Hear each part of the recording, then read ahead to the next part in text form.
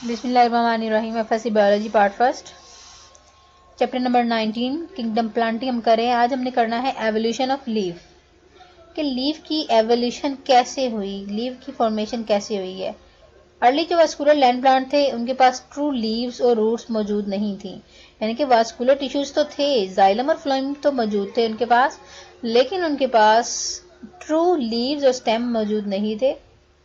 और ये बहुत स्मॉल साइज के थे और ये प्लांट और डाइकोटोमसली इनमें ब्रांचिंग थी। जिस तरह ये देखें, ये मेन स्टेम है और इसकी टिप से दो ब्रांचेस प्रोड्यूस हुई, फिर इसकी टिप से मजीद दो ब्रांचेस प्रोड्यूस हुई और उनकी टिप से मजीद दो ब्रांचेस, इसको हम बोलते हैं डाइकोटोमस ब्रांचिंग। और इनमें डाइकोटोमस ब्रांचिंग थी और ये इरेक्ट स्मूथ एरियल इसके पार्ट्स है।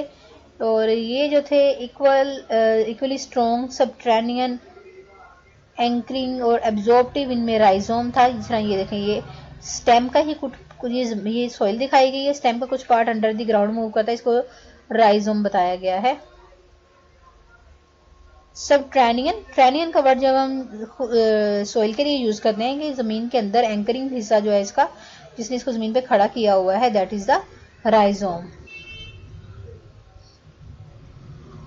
और ये असल में दिखाया गया है कि सॉइल के अंदर से इसका कंप्रेशन मिले, यानी कि जिस तरह उसका जो है इंप्रेशन लग जाता है मट्टी के अंदर, उसका एक इमेज बन जाता है। फॉसिल कोक्सोनियो का जो कि 350 मिलियन ईयर्स अगो है, उसी की बेस पे उन्होंने ये डायग्राम बनाई है। अभी हम देखते हैं कि कुक्सोनियो में कैसे हुआ है ये एवोल्यूशन कैसे हुई है। कुक्सोनियो जो है इसका सेम स्ट्रक्चरल लेआउट है, यानी कि नेकेड स्टेम है। नेकेड स्टेम का मतलब इस पर कोई किस्म का कोई स्ट्रक्चर नहीं प्रेजेंट, लीव लाइक स्ट्रक्चर नहीं होता। नेकेड इसकी स्टेम होती है जिसपे लीव्स नहीं होते। सच प्लांट जो है, इस तरह के प्लांट्स ने लीव की फॉर्मेशन कैसे की थी, स्मॉल स्केल लाइक लीव्स। उनके इस तरह के पहले प्लांट होते थे जिनके उनमें डाइकोटोमस ब्रांचिंग बननी शुरू हुई और उसके बाद जो थे वो स्केल लाइक लीव्स बनने शुरू हुए।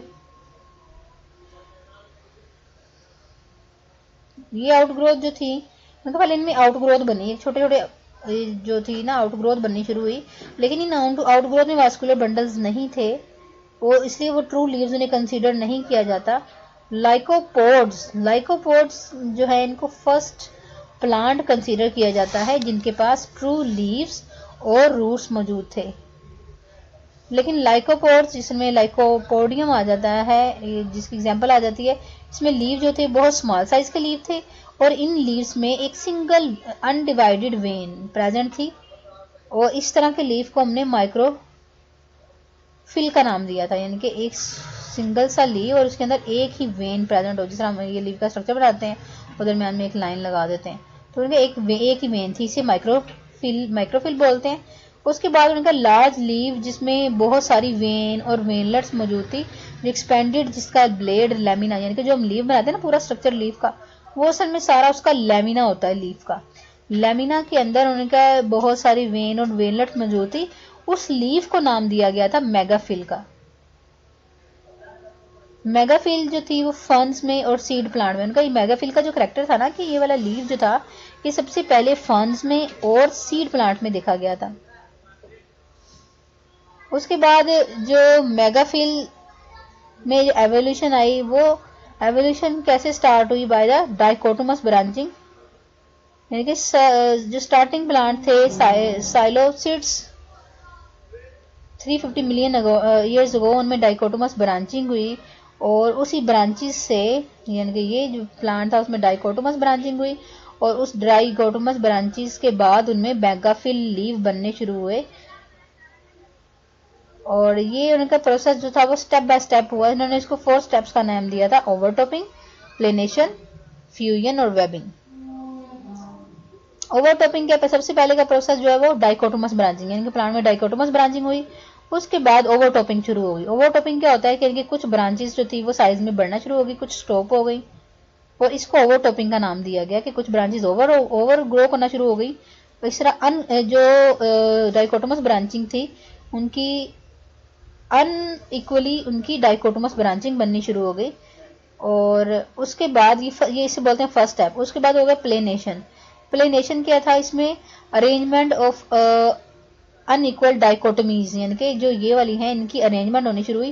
पहले तो ये इस तरीके से थी, उसके बाद एक ही प्लेन में इसको डिवाइड किया गया, यानी कि एक ही प्लेन में इनकी अरेंजमेंट शुरू हो गई कि एक साइड पे जो थी ब्रांचेस बनना शुरू हो गई, डाइकोटमस ब्रांचिंग होती थी, और ये एक ही प्लेन में अरेंज होना शुरू हो गई, इसे बोलते हैं प्लेनेशन। उसके बाद आता है वेबिंग, यानी कि उन्होंने कहा था कि ये जो इनके डाइकोटोमस ब्रांचिंग थी, इनके दरमियान जो टिश्यूज मौजूद नहीं थे पहले, उसके बाद यहाँ पे टिश्यूज बनना शुरू हो गए, वो वेबिंग होना शुरू हो गई, जिसे हम कहते हैं जाला बन जाता है, नेट बन जाता है। तो पैरेन्काइमेटस टिश्यूज की डेवलपमेंट हो गई जिन्होंने इसको कवर कर दिया, और इस तरह मेगाफिल लीव की फॉर्मेशन शुरू हो गई। ओवरटॉपिंग, जिसे एरियल पोर्शन जो था वो उसमें अनइक्वल ब्रांचिंग बननी शुरू हो गई, कुछ ब्रांचिंग शॉर्ट हो गई, कुछ ब्रांचिंग जो एक्सपेंडेड हो गई, फास्टर ग्रो करने लग गई। इस अनइक्वल डेवलपमेंट को नाम दिया गया ओवरटॉपिंग का। प्लेनेशन में क्या होता है कि नेक्स्ट स्टेप में अरेंजमेंट होनी शुरू होगी अनइक्वल ब्रांचिंग की, एक ही प्लेन में दो ब्रांचेस जो थी वो अरेंज होना शुरू हो गई। और ओवरटॉपिंग और प्लेनेशन के बाद जो प्रोसेस है वो फ्यूजन और वेबिंग का आता है। इसमें स्पेस जो थी वो ओवरटॉपिंग डाइकोटमस ब्रांचेस के दरमियान जो फेस होती है वो पैरेन्काइमेटस सेल से वो शीट की फॉर्म में कवर हो जाती है। उसका फ्लैट लैमिना जो है या ब्लेड का जो स्ट्रक्चर होता है वो कवर हो जाता है, जिससे डाइकोटमस ब्रांचिंग जो थी, वेन ब्रांचिंग जो थी वो कवर हो जाती है। और इस तरह कोर्स ऑफ एवोल्यूशन के दौरान एक रेटिकुलेट विनेशन नेटवर्क, यानी कि जो आपको जाल नजर आता है ना, अगर एक लीव देखें तो उसके अंदर वेन और वेनलेट्स का, यानी कि उसके अंदर आपने देखा होगा कि वो एक जाल की फॉर्म में लाइनें नजर आ रही होती हैं, उसे बोलते हैं रेटिकुलेट विनेशन। क्योंकि ये प्रोसेस बहुत ही स्लो और ग्रेजुअल था, जिसको 15 से 20 साल तक जो के मुकम्मल हुआ था। उसके बाद आता है लाइकोसाइडा। लाइकोसाइडा जिसे हम क्लब मॉस भी बोलते हैं, क्योंकि उसकी शेप जो होती है वो क्लब लाइक होती है। ये लाइकोसाइडा जो है इनमें डोमिनेंटली प्लांट जो होता है वो स्पोरोफाइट होता है, जो कि डिफरेंशिएट होता है रूट, स्टेम और लीव्स में। इनके लीव जो होते हैं स्मॉल और सिंगल वेन होते हैं, और इन लीव्स को जो है वो नाम देते हैं माइक्रोफिल्स का। जो अरेंजमेंट होती है लीव्स की वो स्पाइरल की फॉर्म में या ऑपोजिट होती है। और स्पोरेंजिया जो है वो सिंगली उसकी अपर साइड पे ग्रो करते हैं, सिंगल फॉर्म में स्पोरेंजिया बनते हैं। और ये स्पोरेंजिया अपर साइड पे ये स्पोरोफिल अपर साइड पे अरेंज होते हैं, जिनको हम बोलते हैं स्ट्रोबिलाई, यानी कि इनके स्पोरेंजिया जो हैं वो स्पोरोफिल अपर साइड स्पोरोफिल्स की अपर साइड पे अरेंज होते हैं, और इनको हम स्ट्रोबिलाई का नाम देते हैं, जिस तरह के ये आपको दिखाया गया है। इनकी स्पोरोफाइट जनरेशन में जो स्पोरेंजिया बनते हैं वो एक ही किस्म के भी हो सकते हैं या दो डिफरेंट किस्म के भी हो सकते हैं। अगर एक ही किस्म के स्पोर बनते हैं तो उसे बोलते हैं माइक्रोस्पोरेंजिया, अगर दो है तो उसमें माइक्रो और मेगास्पोरेंजिया बनते हैं, जिस तरह के स्लेजिनेला स्पीशी का नाम है। इसी डायग्राम में देखते हैं, ये देखें, तो उन्होंने कहा इसमें दो किस्म के स्पोर बनते हैं, जो लार्ज होते हैं उन्हें बोलते हैं मेगास्पोरेंजिया, जो स्मॉल साइज के होते हैं इसे बोलते हैं माइक्रोस्पोरेंजिया। और दो किस्म के स्पोर भी हो सकते हैं, ये एक किस्म के भी हो सकते हैं। लाइकोपसीड्स को हम क्लब मॉस बोलते हैं, स्पाइक मॉस भी बोलते हैं, क्योंकि इसकी शेप जो होती है, इसके स्पाइक की या स्पोरेंजिया की जो शेप होती है वो स्ट्रोबिलाई होती है। इसमें लीव स्मॉल होते हैं, जिस तरह के मोसिस में होते हैं। स्पोर्स की बेसिस पे हम स्पोरोफाइट जनरेशन को रेफर करते हैं कि होमोस्पोरस है या हेट्रोस्पोरस है।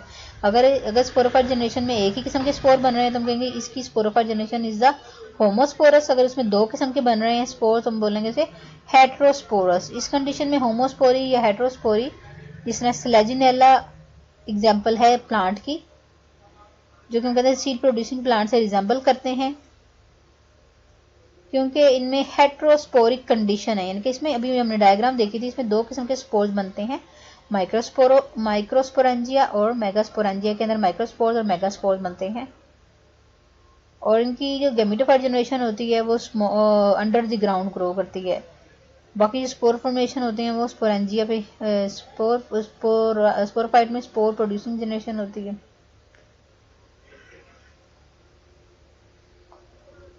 और एग्जांपल दी हुई है स्लेजिनेला की।